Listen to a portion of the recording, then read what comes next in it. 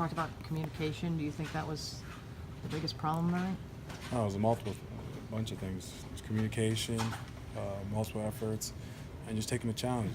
You know, teams like Atlanta and Brooklyn, you know, they're going to swing the ball, and obviously they're not going to play the conventional style basketball. But what they were doing is just swing the ball and basically just carving us up one-on-one. So guys got to take the challenge.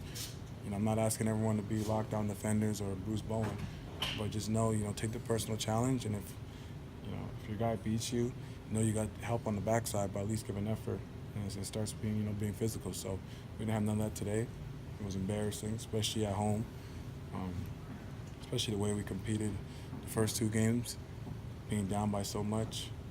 You know, I would never expect for us to come out like that, especially at home.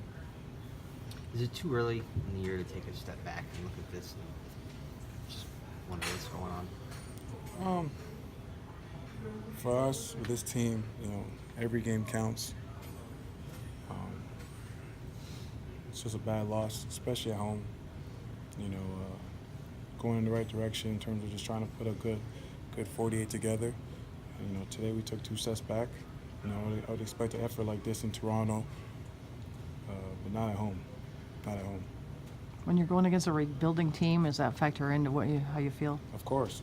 Those guys, no disrespect to the Hawks, but their mentality this season is, you know, for their young guys to get reps, work on their game, and just go out there and play and compete, obviously at a high level, but understand that, you know, it's not really about the wins and losses. For them, it's about the long journey, for them to, you know, get back to where they want to get to. But for us, that's not what we're here to do. That's not what me, Kev, Kyle, G.L., Swish, all the guys that have been part of winning environments, we come to compete. So that's what we're here to do. And you know, tonight it was none of that at all. How do you summarize a 37-point turnaround?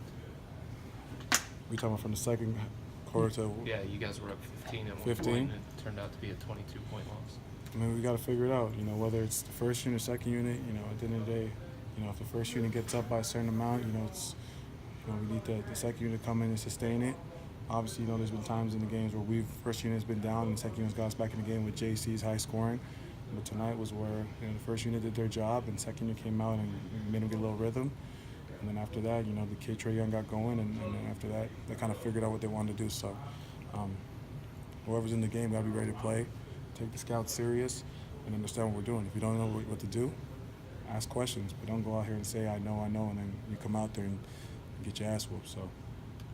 You've mentioned going back to training camp that you feel like switching everything is good for this team, and it's helpful for this team, and it has been in the past. It can work with this team if guys communicate and are physical at the point of the screen.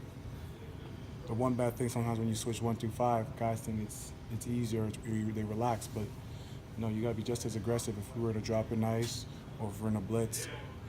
So obviously we didn't learn our blitz package yet, so we might have threw that out at Trey Young, got the ball out of his hands, but still, if we're going to switch 1 through 5, we got to need a point of entry of the ball and be physical. Okay. Okay. Thank you. Thanks, Thanks Steve. Tristan. Thanks.